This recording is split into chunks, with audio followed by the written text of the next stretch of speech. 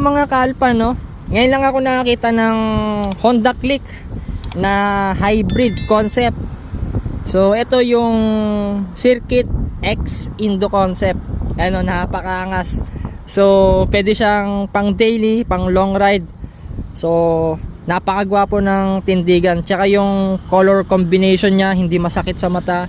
Napaka cool sa mata. So pagka gusto nyong gayahin yung setup na ganito, pwede naman. So unahin natin sa upuan mga kaalpa.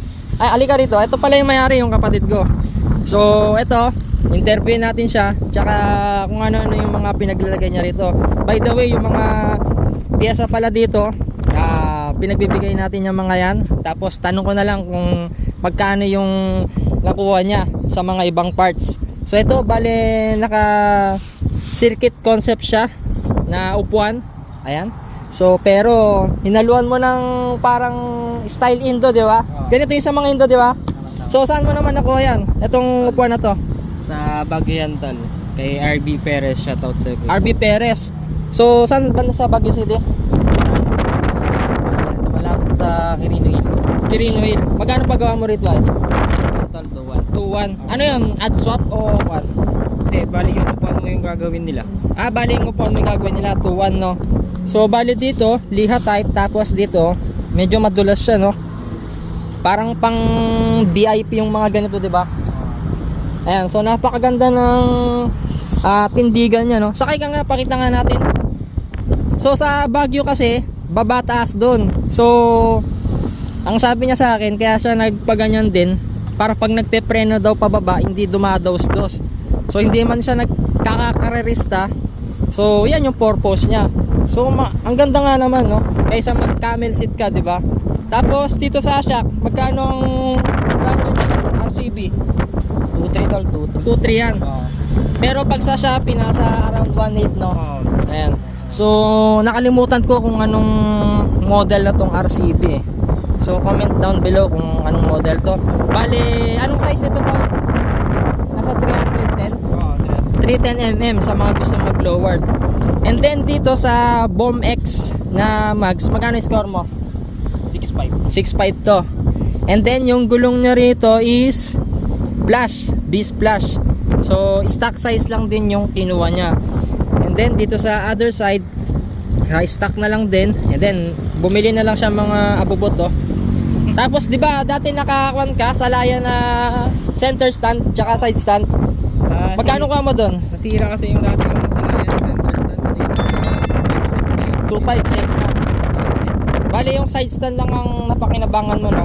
Kasi yung center stand nasira kasi. Nung bakit ka? Kasi naka-lowered, no? And then yung front shock pala nito naka-drop ng 1mm, no? Naka-magic flow, diba? So ito yung itsura niya. So ito pala yung bigay ko sa kanyang RCB na floating disc, big disc. So ito pang sniper to, kinonvert na lang din. So 4 holes siya.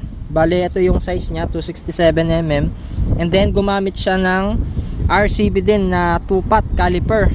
Tapos pag bumili kayo nito, alam ko hiwalay pa tong bracket eh.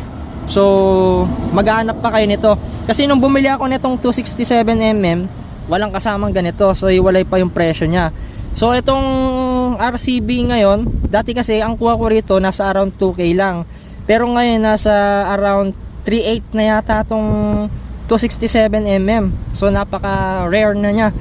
Ito namang bracket siguro almost 1.1 yata. Hindi ko sure ha. Tapos itong caliper, magkano kuha mo sa labas?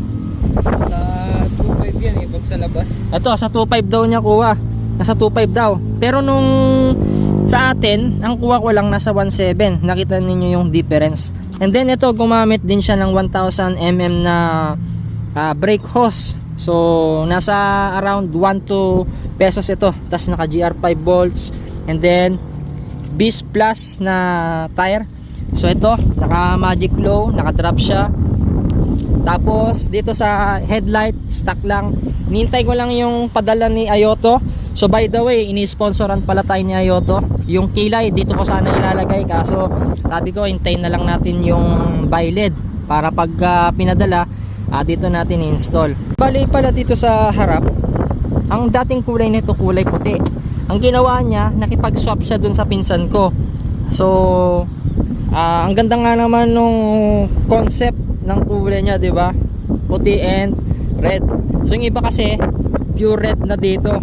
Tapos black yung pinaka letter M nila dito sa gitna. And then dito naman tayo sa taas, gumamit siya ng RCB na brake lever. So, stock pa yung pump niya, pati yung dito. Then ito yung mumurahin na sungay or yung lever guard, nasa 150 pesos na ito. So ito namang RCB lever guard, nasa around 1.2. And then ito, gumamit siya ng pangkamote side mirror. So pwedeng mayuko-yuko. Ayan, pangkamote tong ganitong side mirror eh. So ang gagawin nyo dito, gagrinderin yung stock, tapos i-attach to. Bibili lang kayo ng adapter na ARM CNC. Nasa magkano to? Sa 310. 310. So murang-mura na yan. Tapos yung switch na murahin lang din, yung plug and play na magkano to? Sa 200 plus lang to. So yung mga medyo pricey, nasa around 2.5 yung mga Daytona. Ayan, pag kamote kayo, ayan, ganyan yung gagawin ninyo, di ba? Oh. Ayan, mga pangkamote to eh. So huwag kayong magagalit ha, totoo naman. And then pinadalan tayo ni double bubble wrap ng digital speedometer. So makita nyo naman, napakaganda. Ginawa natin ng full review ito. So dito makita ninyo yung RPM hanggang 12,000 yan. Tapos fuel indicator, ABS. Tapos nasa taas yung sa battery indicator, high beam, ayan o. Tapos left and right signal, and then hazard, and gumagana lahat yan mga kalpa.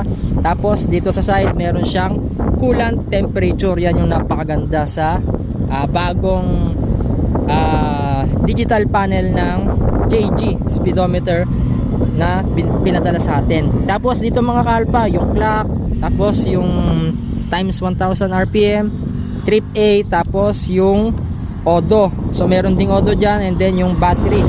Ayan no. So makita nyo lahat dyan.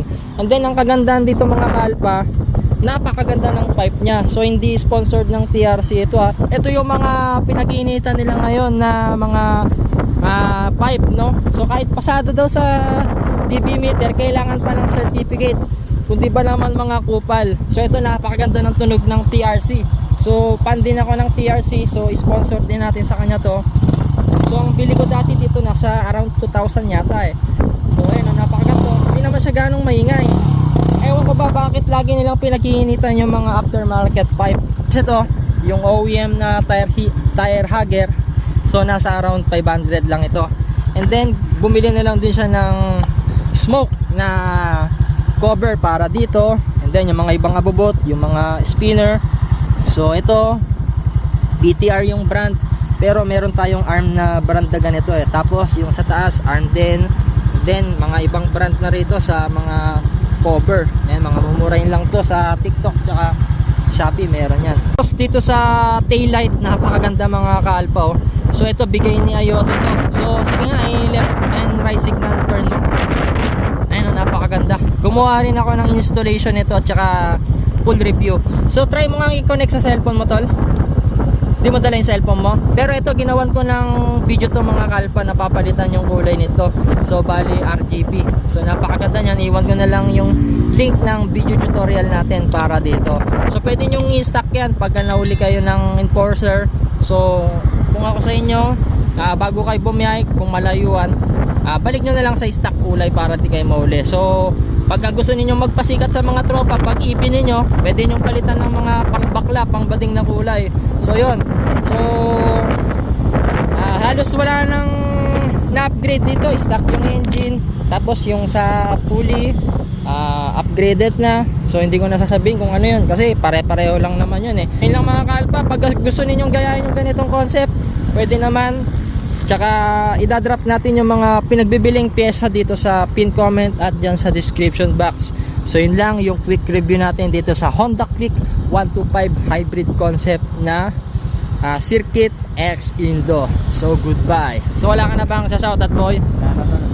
Ayan. So yun lang mga kalpa. Thanks for watching and goodbye ulit.